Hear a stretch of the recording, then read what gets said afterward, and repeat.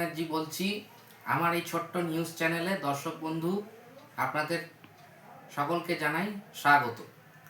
আজকে যে বিষয়টি নিয়ে আপনাদের সামনে উপস্থিত হলাম সেটি হলো কলকাতা হাইকোর্টে ধাক্কা খেয়ে আমাদের মাননীয় মুখ্যমন্ত্রী মমতা বন্দ্যোপাধ্যায় গেলেন সুপ্রিম কোর্টে। কেন না, চিংড়িহাটায় কলকাতা মেট্রোর কাজ বন্ধ যাতে রাখা যায় ভোট পর্যন্ত, তাই জন্য। আমরা জানি যে নিউ গড়িয়া থেকে বিমানবন্দর পর্যন্ত একটি মেট্রোর প্রকল্প করা হচ্ছে, যার ফার্স্ট ফেজ অর্থাৎ নিউ গড়িয়া থেকে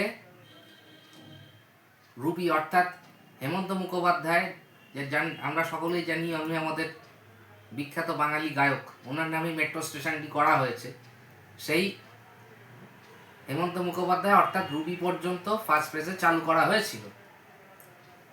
এবং গত বছর আমাদের মাননীয় প্রধানমন্ত্রী নরেন্দ্র মোদীজি 22শে আগস্ট উনি এসেছিলেন কলকাতায়। উনি একসঙ্গে 3টে মেট্রো প্রকল্পের উদ্বোধন করেছিলেন। এক হচ্ছে শিয়ালদা টু এসপ্ল্যানেড।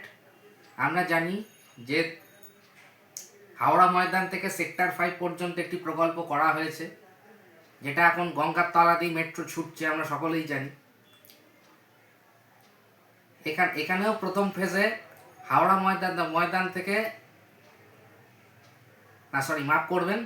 প্রথম ফেজে সেক্টর 5 থেকে সল্টলেক স্টেডিয়াম পর্যন্ত প্রথমে মেট্রো চালু করা হয়েছিল। তখন রেলমন্ত্রী ছিলেন পীযূষ গোয়েলজি। তারপরে সেটিকে এক্সটেন্ড করে ফুলবাগান পর্যন্ত ইনাগরেট করা হলো। তারপর সেটিকে কানেক্ট করা হলো শিয়ালদার সাথে।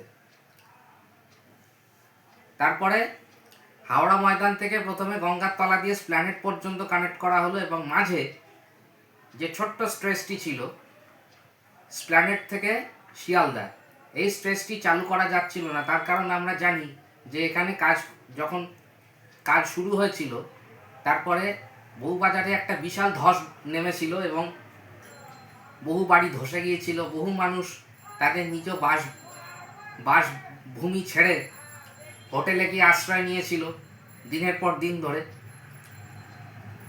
এবং ঘটনাটা যেটা ঘটেছিল যে সেখানে কাজ করতে গিয়ে একাধিকবার টানেলের মধ্যে জল ঢুকেছে।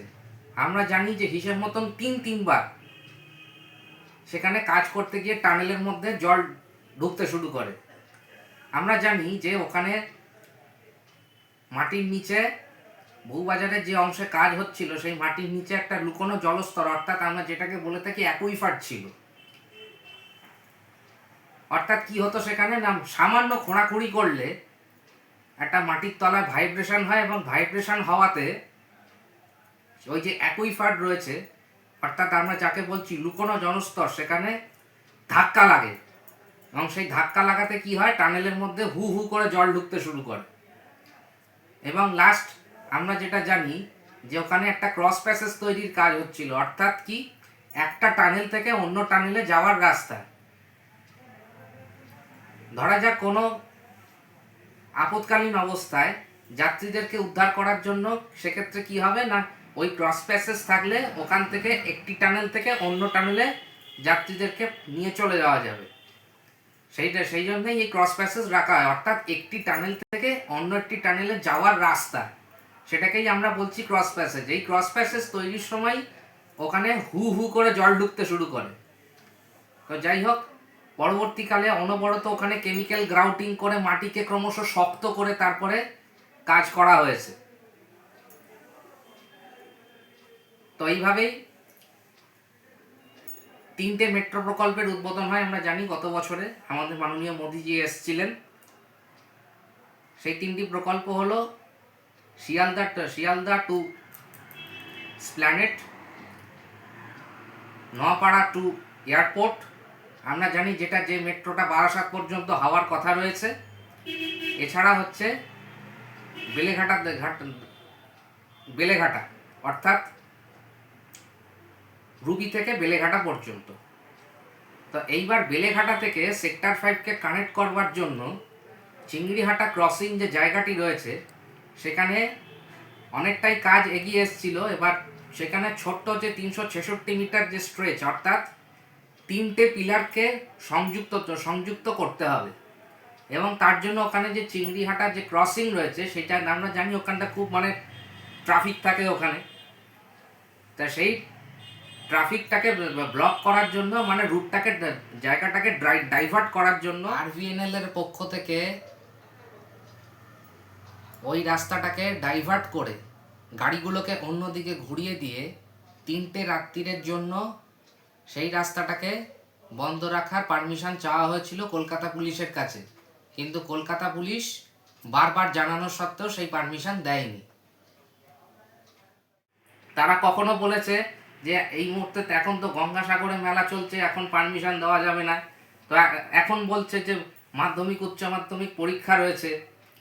কেন 3টে রাত, শুক্রবার, শনিবার এবং রবিবার, এই 3টে রাত রাস্তাটাকে ডাইভার্ট করে গাড়ি যান চলাচলটা ওখানে বন্ধ রেখে কাজ করা যেত না? এই রুটটা চালু হলে তো ওখানে যারা এক্সট্রিম সাউথে যারা থাকে তারা তো অনায়াসে, এখানে আমরা জানি যে সেক্টর 5 হচ্ছে একটা হাব, যেখানে প্রচুর মানুষ চাকরি করতে আসে। সেক্টর 5 তো একটা আইটি হাব, যেখানে প্রচুর মানুষ চাকরি করতে আসে। আর এই সেকশনটা চালু হলে পরে আমরা জানি যারা এক্সট্রিম সাউথে থাকে তারা অনায়াসে মেট্রো ট্রাভেল করে সেক্টর 5-এ আসতে পারবে। তার কারণ কি, আমরা জানি যে একটা গন্তব্য থেকে আরেকটা গন্তব্যে যেতে গেলে মূল্যবান জিনিস হচ্ছে মানুষের কাছে সময়, টাইমটা মানুষকে মেনটেন করতে হয়। তাই অত্যন্ত কম সময়ে রাস্তাঘাটের যানজট এড়িয়ে মানুষ মেট্রো ট্রাভেল করে খুব সহজেই তো চলে আসতে পারবে। এটা কি আমাদের মাননীয়া বুঝতে পারছেন না?